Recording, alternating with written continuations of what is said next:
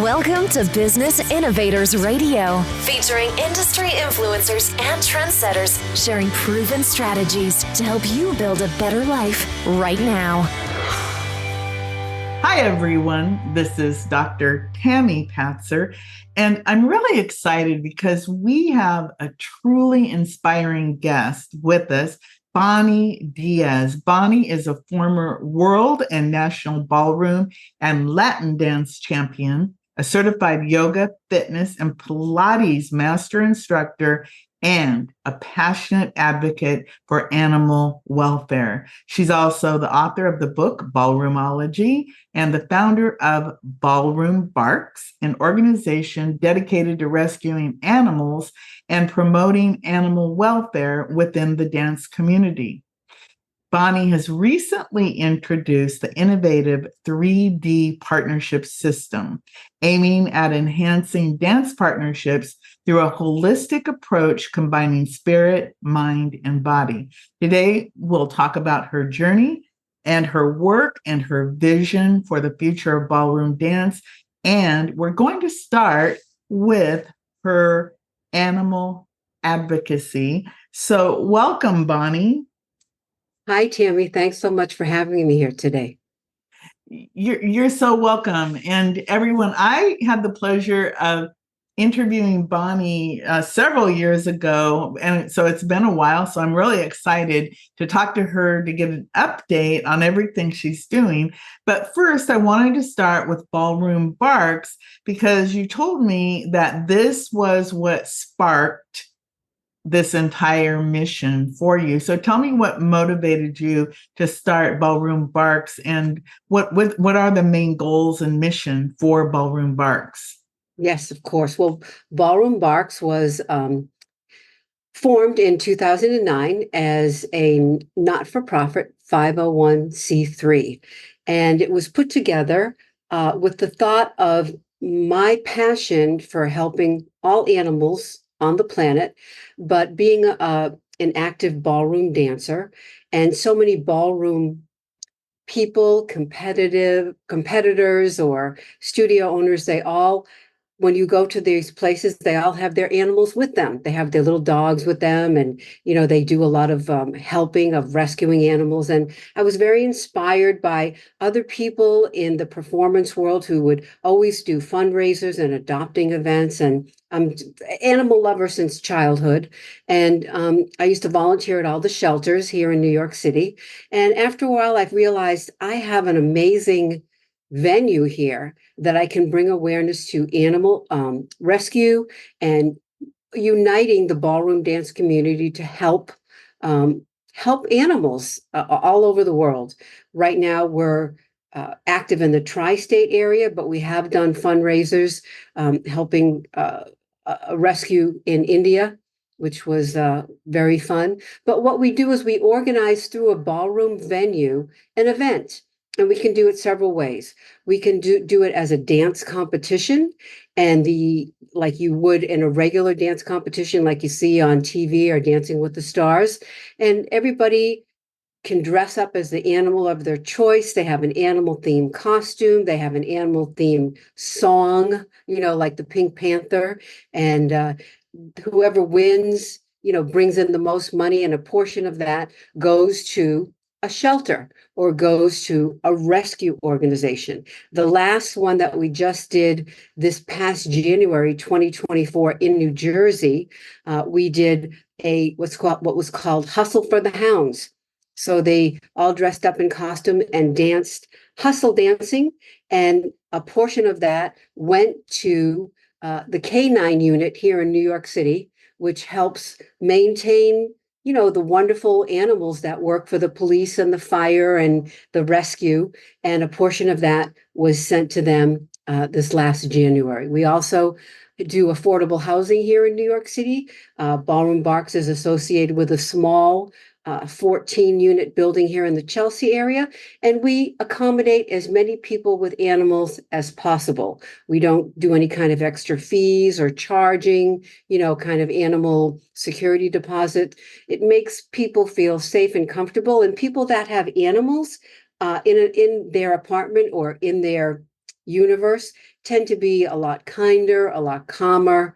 They feel a lot safer, and if they're helping an animal, they'll help each other and a human. So we try to encourage that energy and that kindness throughout all the time through our mission. Wow. And you've been doing that since when did you say? 2009? We incorporated in 2009, and we did kind of little things, try to test the waters to see how we were going to go. The very first one that was huge, very huge, was in 2012 at the Roosevelt Hotel. It was quite gigantic, actually, and raised huge amounts of money, and it was very successful. And every year we just kind of went to a different dance competition that was open to working with us, and we just kept getting bigger and bigger and bigger and bigger, helping more animals. We've rescued many animals, which you can see on our website, ballroombarks.org, and you can see the animals that we've helped with medical issues as well. And then, sadly, as you know, unfortunately, COVID hit, and funding kind of dried up. So we've mostly focused on affordable housing, helping the animals around our area, and kind of smaller fundraising now with the Canine unit. And that particular organization has many sections to it. It has what they call a geriatric unit for older senior dogs that need help. It has animals that have cancer issues. They're like humans. They have sections for them. They have wonderful. We work with the Animal Medical Center here in New York City, and they're a huge hospital that has like 8 levels, and it's just like for the humans. And they have physical therapy and water therapy and wonderful programs that we try to support. So this particular time, we just went for the Canine unit. They put their life on the line just like the firemen and the policemen do, and they need help too. So. Wow, that's really amazing. Before we started the interview, you actually told me that Ballroom Barks led to Ballroom-ology. How did that come about? Yes, this is a very interesting story, actually. Being a ballroom dancer, most of my adult life from 19 to the present time, before that, I was classically trained. And I met my partner when I was 19 and started ballroom dancing. Loved the partner dancing all the time. In developing through the years, you deal with many styles of dancing, much information. You're dealing with other people, your partner. You're trying to produce a product that is authentic to you.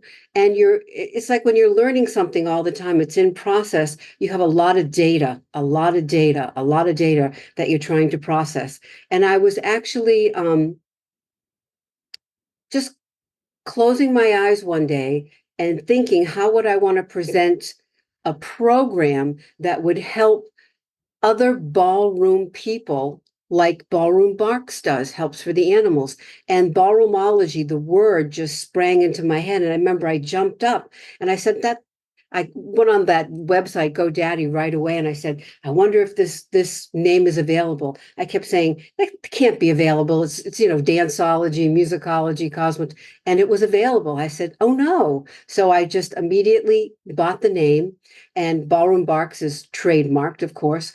Ballroom-ology is trademarked. And I put together a website, an educational website that has multiple videos, the history of ballroom dance, articles, and most importantly, it is dedicated to my mentor, who taught me everything I know from age 19 to 37. Sadly, he passed away when I was 37, and his name was Bob Medeiros. And it's dedicated to him. And because of the way he taught me and trained me in the authentic style, and the way he taught me to express myself and teach and coach and appreciate, and to know the history of why something came the way it did with the rhythms from Cuba and Africa, and why the Viennese waltz comes from the English and the Viennese and the Germans and knowing the history of everything, just like you would study everything else when you take ballet, or if you take music, you have to learn the foundation. And he was such a influence to me and such a gift to me. That was how I honored him. And then it just developed as it kept going to a very wonderful project that has really influenced and helped a lot of people along the way, so people can reference, because a lot of people don't know. They see Dancing with the Stars, they think it's like a Vegas show, which some of it is, but they don't see where it came from and how people learned how to partner dance and why it developed the way it did.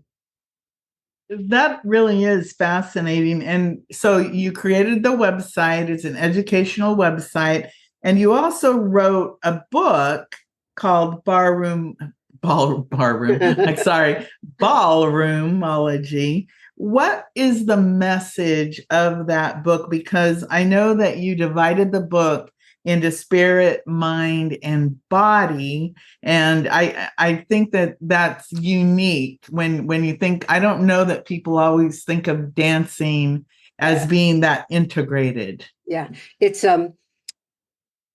as an artist, you're always dealing with bettering yourself. You're always trying to do the perfect weight shift. You're always trying to do the perfect expression. You're always trying to have the best look. You practice for hours and hours and hours and hours to make it look natural. And then, you hope you have the correct effect, or, it's the correct outcome that you're looking for. Sometimes you hit it, sometimes you don't. As you progress as an artist, and your awareness and your knowledge and data progress with you, your body is a finely tuned instrument. We refer to the body as an instrument, like a violin, right? And you're always working to make it as perfect as possible. I don't think perfect is possible, but whatever the gifts are in your body, you're working to develop it all the time.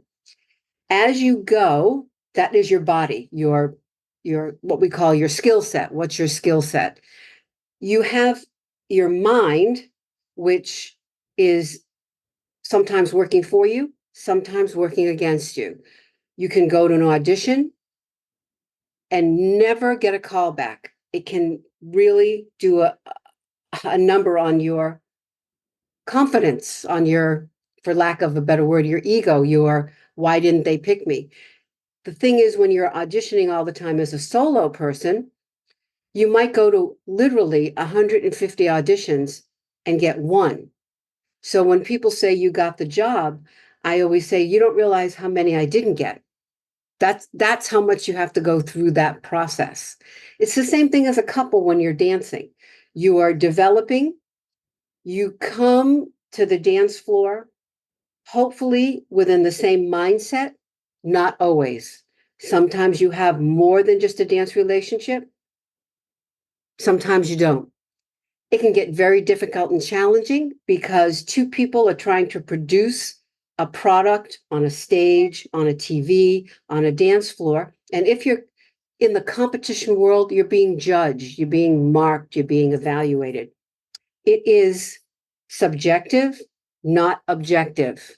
If you do the Olympics, you have to skate the basics before you can do the open competition. If you're doing the Olympics, it's based on who jumped the farthest. You can't fake it. There's no, I didn't like him today. When you're competing in the ballroom world, it's subjective. Do I like that person? Do I know that person? The dress doesn't look good. They didn't look on that angle. You can keep doing it over and over and over again and get stuck.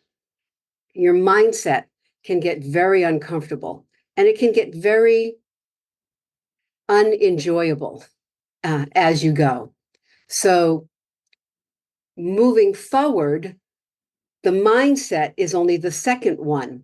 The third one is the spiritual awareness, the consciousness, the development of how you open up your mind to a higher level to know that you have a character, you have a soul, You have an awareness, you have an essence. You want to be able to share that and talk to somebody about that. It can be very difficult staying with somebody for a long period of time and getting to a certain point and not developing any further, number one. Number two, the biggest thing I can say to you, because I've been at the top, it's not getting to the top, it is staying at the top. That is the most, I don't want to say uncomfortable, but it's a very pressurized energy. So I can relate that to other people that are in show business or in dance business, these phenomenal, phenomenal, talented people, the Whitney Houstons, that sadly, the way they handle that is they go to a drug or they go to drink or they go to whatever it is they need to try to give them the confidence or the security or the strength to carry on. So unless you have some kind of a spiritual connection with whatever the God of your understanding is, or whatever your awareness is, or whatever your higher consciousness is, that must be connected to create an outcome that you're consciously aware of and bring joy to you as you do it. If you're not working well with another person, it might help you, it might not, hopefully it will. It will allow you to perceive yourself of value and strength. So when somebody is judging you, you're not devastated when you don't make a final or you don't win the trophy or you lose the championship. And the thing is, you can't take it with you. It's not the end of the world. But when you're a younger dancer coming up, you have blinders on. You have huge energy. Your leg, you can kick your leg up behind your ear. You don't know how it got there, but you have the energy to do it. And so you do it. As you get older, you realize you want to learn how that leg got up behind your ear, but your body can't do it. But your mind finally understands what the process was. Your body just can't do it. So that's kind of what I'm relating it to, if that kind of explains anything. Well, I think for dancers, they can relate. But I think that when you are talking about the mind, body, spirit connection, I think that is totally relatable in just life in general. So with Ballroom-ology, what type of feedback have you gotten from dancers and people who have read your book? I have gotten actually excellent feedback on it because I have addressed that issue of the soul, spirit, character, essence. Most people, because they're dancers, are just, it's a visual art form. That's all they know. They're in the mirror, they're fixing the line, they're working. Leg isn't high enough. The person next to them is better, prettier, not prettier, didn't work out right, bad partnership, good partnership. Blame each other a lot, And then they pretend they walk on the dance floor like everything is perfect, and it isn't. So behind the curtain, it's very uncomfortable, very uncomfortable. So acknowledging that issue of relating to another person. And when I did the book, which was a while ago, I gave them different kind of exercises to try to relate to each other in a different way, as opposed to kind of being in a sometimes emotional can be one-dimensional. It's very flat. You're at each other. You're trying to make each other do something or comply or lead follow or do it my way. This is the way it has to be done. And there's always two people coming together to make that separate entity, right? Which is going to be the artistic expression, which is your own authentic expression. It's not, let me say it to you this way. God gave everybody something, a gift. Okay. Some people, God didn't give it to them to be a dancer for whatever reason. And they're determined to be a dancer. Do you understand what I'm saying? So I work with people that can practice for hours and it's never going to get better. I don't know what that is. I just know that God didn't give it to them. And then there's other people that I've seen that God has given amazing artistic dancing gifts, and they don't care, and they're sticking a needle in their arm. I would give a quarter of their talent,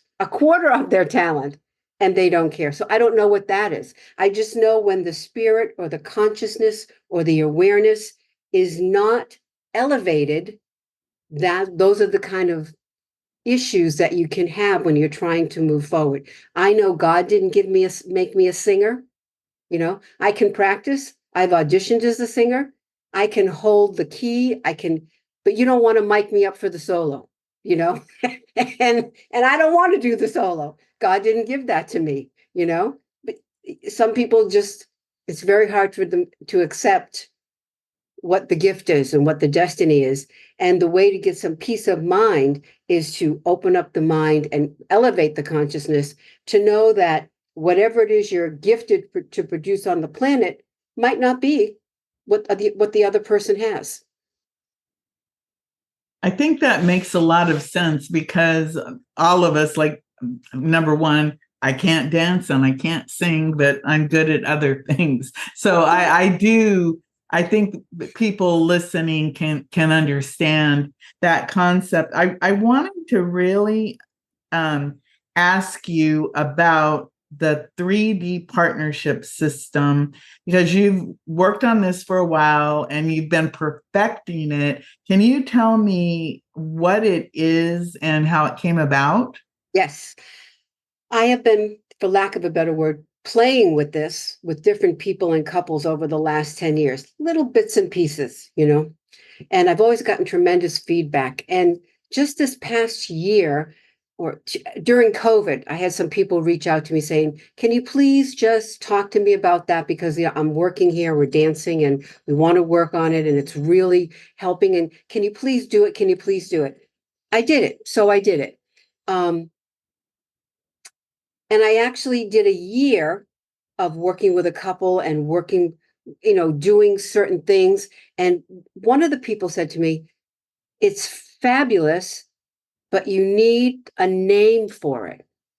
I said, what do you mean, a name for it?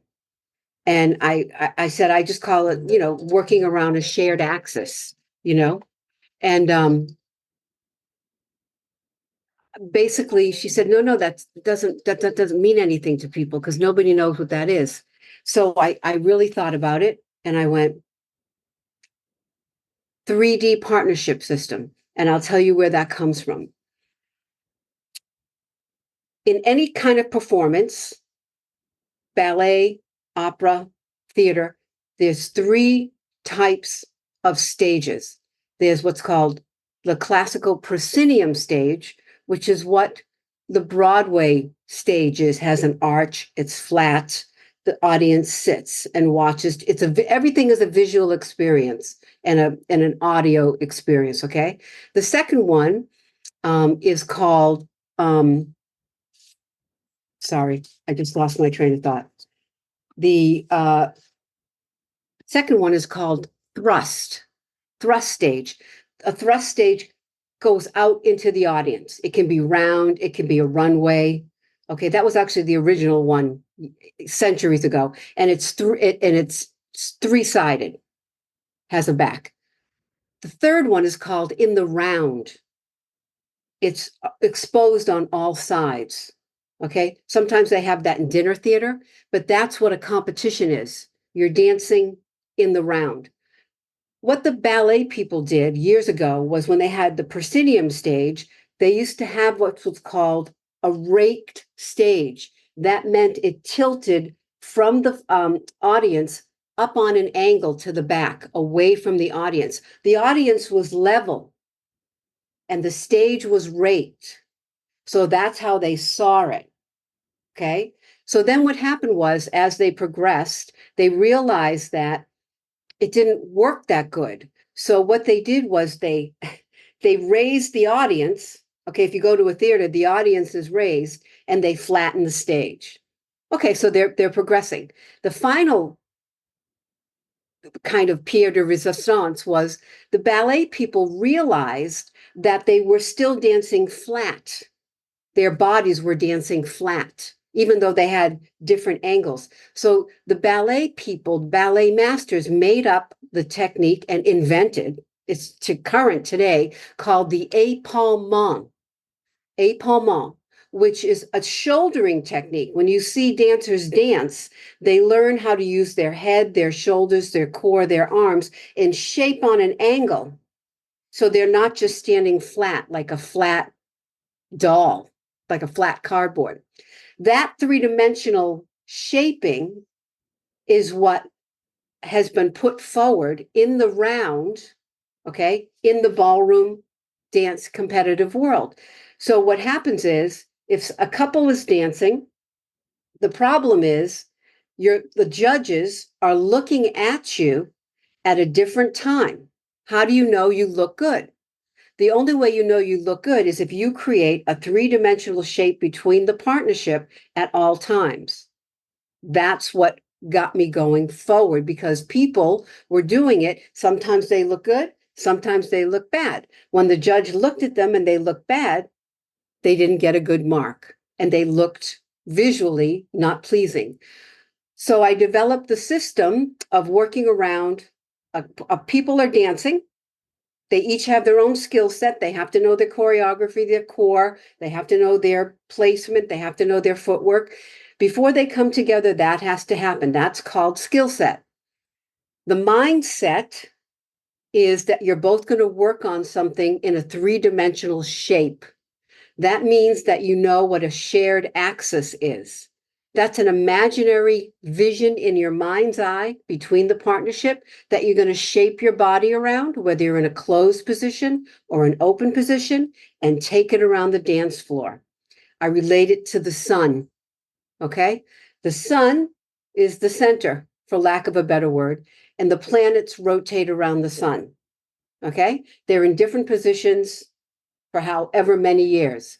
However, the sun rotates in the center as well. Do you understand? So by people knowing that they have an imaginary shared axis that they are focusing on, that changes their mindset, as opposed to trying to hold each other in a position and force each other in some kind of movement around the floor, whether it's an open position with a handhold or a closed position. And that allows them to have a three-dimensional picture and a three-dimensional energy as they move forward. And the last thing is the life set, right? So by doing this, what happens is, by doing their individual skill set, they come together in a mindset, opening a three-dimensional image in their mind's eye to produce the awareness of a higher consciousness by focusing on that shared axis between them, so they can move forward and produce whatever product they want in a higher energized awareness way. So we have life set, mindset, skill set, mindset, life set, in a three-dimensional pattern that allows people to partner, touch each other, not touch each other, right? Visually or not, to create a product that they don't have to depend on each other to produce something beautiful and enjoyable. And that'll calm them down, because they get so nervous because they're trying to create something. Everybody gets very upset and anxious, and it will ripple and carry on to their life. So they're not pretending to be perfect in public and killing each other in rehearsal in private. It doesn't work that way. The skill set doesn't work that way. You're either at peace and calm all the time or not at all. I'm listening to you describe this, and I know that sometimes when you do meditation, you might imagine like a ball of energy or a white light. And so as you're describing that they would be imagining this something as that they're creating together. I can kind of see exactly what you're saying, that because they're creating this like energy force together. That's right. And then of course they're moving around. So what is your vision for how this is going to change dance and dance competition? It sounds like if you're able to dance with a partner and you always look good, no matter what the angle the judge is looking at you from, what does this mean for ballroom dance? That means that a couple is in a focus control mindset and a perspective that they don't have to depend on a judge to tell them if they're looking good or bad. That's the first thing. It gives them huge freedom. Also, it will allow people of any level, beginner, intermediate, advanced, to be able to produce full potential at whatever their level is going to be. There's some people that are just always going to be a certain level no matter what. There are some people that are going to be the finest dancers on the planet. So it allows anybody at any level to produce that pattern or produce that shared axis and have a product that they don't need a judge to tell them they look good or they look bad. They know that what they're focusing on is producing their essence, is producing their product, is producing their outcome, their unique, authentic, artistic expression. The other thing I wanted to say was, I'm currently in negotiation. I don't want to say where because I don't want to, it's not finalized yet, to working on college teams to produce. I've worked with one of the people associated with the college, the university, and I've worked this concept with them, and they're very interested in putting it forth to their ballroom club, their ballroom dance club, because the colleges have, intramural or inter-college competitions all year long between them. And to allow this younger generation to experience this, to be able to feel the confidence and to be able to produce, because the colleges, don't necessarily get the support in the ballroom clubs that, say, for example, other sports would get. Like they have huge sports programs and then a ballroom dance club. They have a theater or a dance department, but the ballroom dance club is always not so much on the highest rung. And if you realize that, if you look at gymnastics or if you look at, other sports, they have many things available to them. They have psychiatrists, they have psychologists, they have sports doctors, they have internal medicine, they have a million things working for them. Not so much in the ballroom world. The ballroom world, you learn your technique, you get some coaching, your coach is not necessarily a trained psychologist, you know what I mean, or psychiatrist to help you through things that are happening. So you're out there kind of floundering on your own. And then for lack of anything else, you just start blaming each other, which is it's just like life, a relationship in real life. You go to the therapist, you try to work it out. And they break up sooner than they even get a chance to try to produce something. There's some amazing, talented, younger people, older people that leave with such a bad taste in their mouth. They just so bitter. They hate the rest of their lives for not accomplishing and achieving a level of satisfaction that they could enjoy. They're not even about winning. It's just about being able to produce something when you want, with a conscious effort. So that's kind of my goal, kind of spread that energy around. Well, it's really fascinating to me because as someone without any ballroom dance information, I can still, as you speak, I can visualize the outcome for these people. So what are how do you teach this? Is it in person? Is it online? How are you teaching this program? Yeah, right now I am teaching it in person only. I've been doing coachings, lectures, seminars, workshops. I do want to start some online coaching, but I would prefer to do in person because it's, for lack of the word, when somebody is trying to get a three-dimensional perception and they've never experienced it before, if they don't have that other person's body in front of them as a gauge, at least for the first 3 or 4 times, you can look at it on a video. It's like when you look at somebody dancing, what you think they're doing is not what they're doing. You know what I mean? You think a person lifting their leg up behind their ear is using their thigh muscle. No, they're using their pelvic core muscles to activate that, to get that through the thigh muscle to go up. So if you don't understand those kinds of tiny details and get corrected right away, you're forward 1 step, back 2, forward 1 step, back 2. Much easier if there's a kind of hands-on experience. And then follow-up would be, I think, more online, because if they have the base and the foundation, if I speak to them or say certain things, that's already set. So how should somebody reach out to you if they're interested in learning more about anything, the Ballroom Barks, the Ballroom-ology, and of course the 3D partnership system? What's the best way to reach you?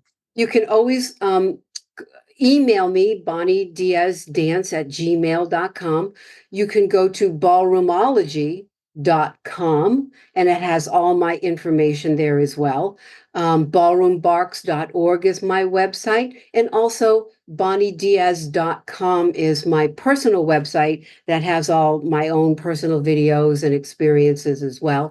And I just wanted to mention that I have my new article coming out called Ready, Set, 3D Partnership System is going to be published in the next Dance Week magazine. So that is coming out as well. So I think the dance world is going to experience something new before September. I think it's going to start planting the seed and spreading, and hopefully we'll get some good, unique, authentic, artistic expression and spiritual essence. Well, Bonnie, that is just beautiful. So everyone, ballroom-ology.com, bonniediaz.com. Go check it out. And of course, look for that article in Dance Week. And of course, you'll recognize it. What was the title of it again, Bonnie? It's called Ready, Set, 3D Dance Partnership. Okay, Ready, Set, 3D Dance Partnership. And I know just from listening that you're extremely passionate about this. And like I said, as you were describing it, I could see it and I could understand exactly what you're saying about how these dance partners could create this image. And you gave us a big education on the stages too, because the average person has no idea about anything like that. I remember I went to see Cats, and they came up into the audience. And when you said that, I was like, oh, that's what that was. Yeah, because they literally came into the audience, and one of them was like, said the lines to me. And nice. So of course that was just thrilling because of that. So again, everyone, we've been speaking with Bonnie Diaz, and she is the author of Ballroom-ology and the creator of 3D Partnership System. And of course, she also created Ballroom Barks. So if you love animals, go check that out. Definitely 3D Partnership System is something that you'll want to check out if you are a dancer, because it sounds like it's going to change everything about the level and quality of your dance. So thank you so much, Bonnie. Thank you for having me. Much appreciate. Everyone, this is Dr. Tami Patzer. Thanks for listening to Business Innovators Radio. To hear all episodes featuring leading industry influencers and trendsetters, visit us online at businessinnovatorsradio.com today.